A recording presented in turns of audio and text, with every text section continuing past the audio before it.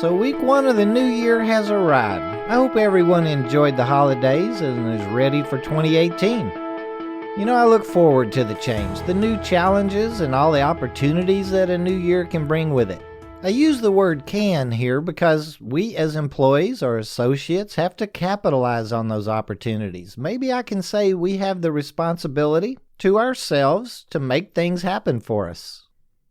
Have you sat down and figured out what you'd like to change at your workplace this year? Written down 5 goals for the year? Have you said out loud how much more money you're going to make this year? I was having a conversation with a great group of ops guys last week, and we ended up talking about efficiencies, employees, and how them as leaders can excel at their jobs, reduce expenses, and aid us employees in their success. Every supervisor and manager I've met needs his or her associates to succeed and make more money. Realistically, management teams needs their employees to be the very best, the most productive in the industry at their jobs.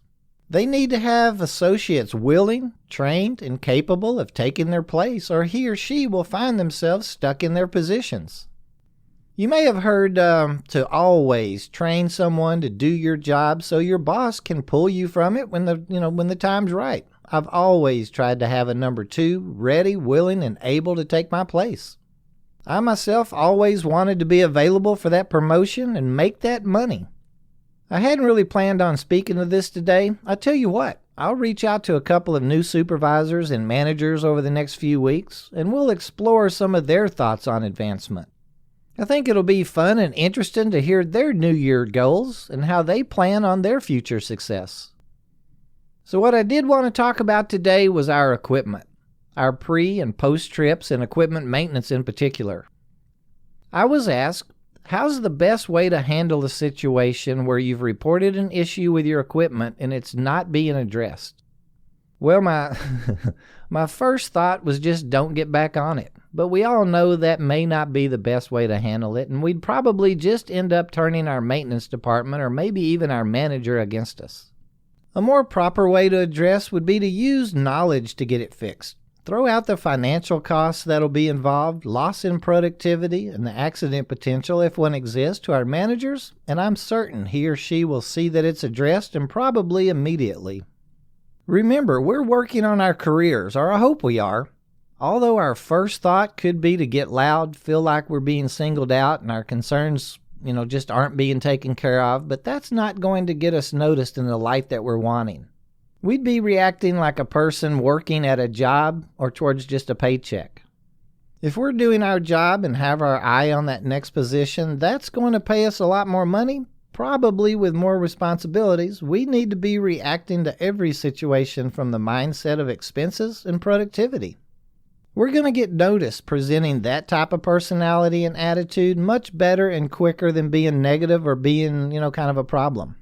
Both techniques will get our equipment fixed. One will just earn us more money in the long run.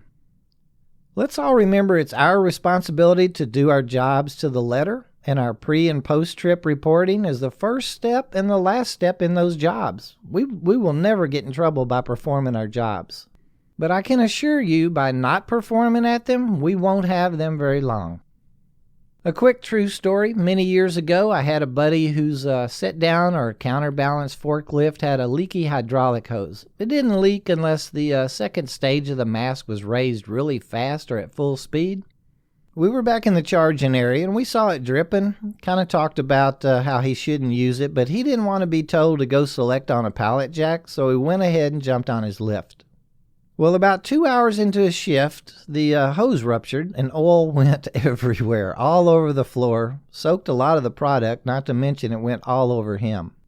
Well, after everyone was questioned and, they kind of did an investigation about the event, it came out that he'd known about the leak and he was dismissed like a week later.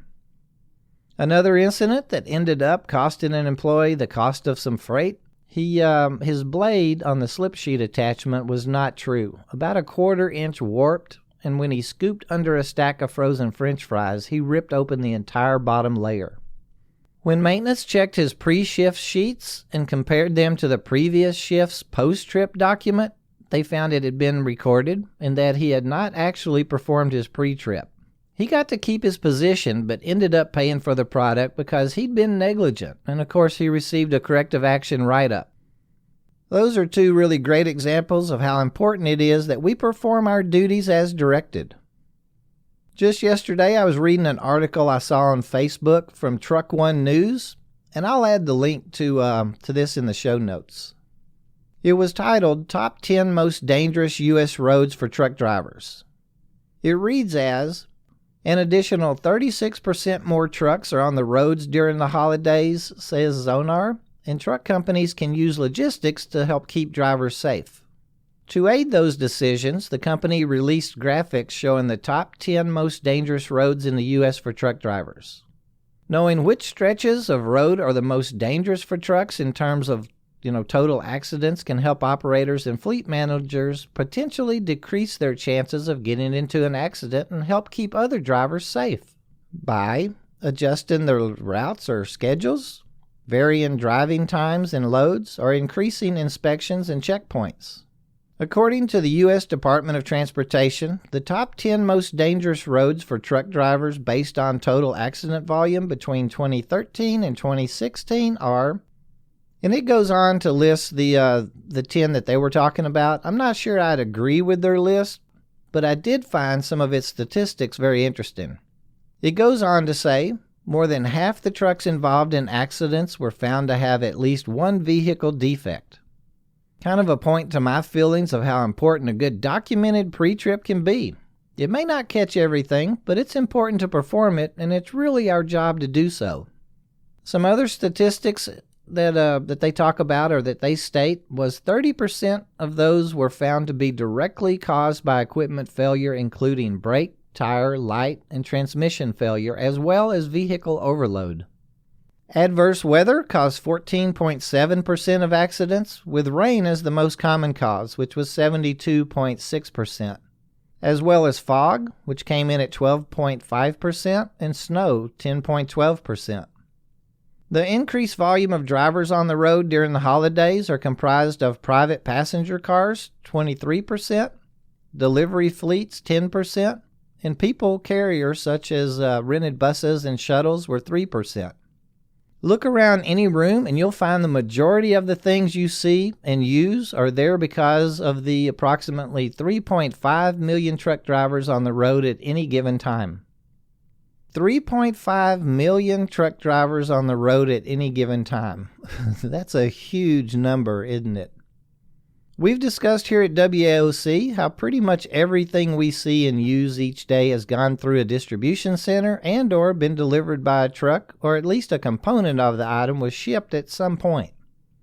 Transportation is a key component of the supply chain process. We can manufacture or produce the goods and store or inventory the product and then sell it, pull the orders and get them separated and loaded, but then we have to pass them along to the transportation departments to get them shipped and distributed.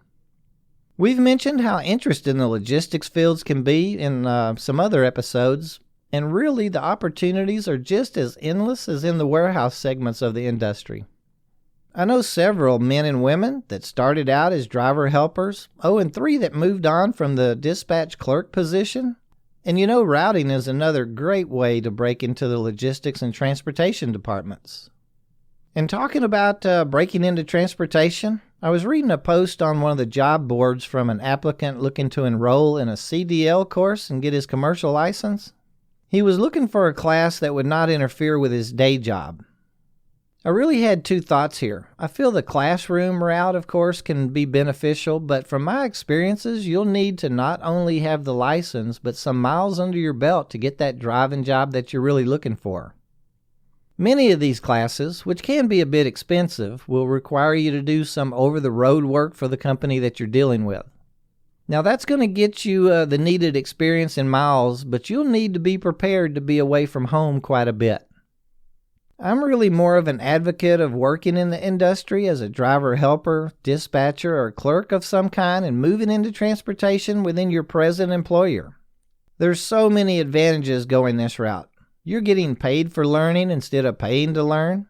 You're showing your present employer that you want more.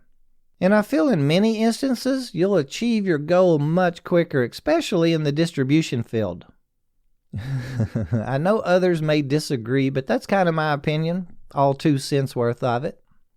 Logistics is really blowing up with positions right now. Not only is there a huge need for drivers, but the whole supply chain component's got jobs to offer.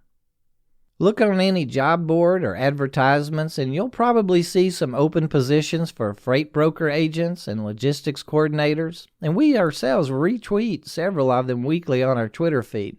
They just can't fill enough of these positions right now.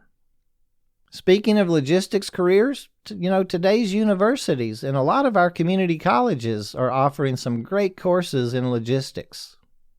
Another excellent field within our industry is with safety. Right now is a great time to be interested in light industrial safety. Companies are always looking for and expanding. It's important to keep everyone safe and adhere to any regulations to the letter. As you know, I love being involved and working within a strong safety culture and positive environment. 2018 is going to be a great year. It's going to be what each of us make of it. Our success and safety in the workplace and working towards our career goals is our responsibility, and I know I'm ready, willing, and able to accept them. Are you ready for your success? As you can probably tell, this is my most exciting time of the year. WAOC is looking forward to visiting with each of you each week, having some knowledgeable guests set in with us, and throwing in a few more mobile episodes this year. Let's all rock 2018, get noticed by our management teams, and take an active role in our safety and the safety of others.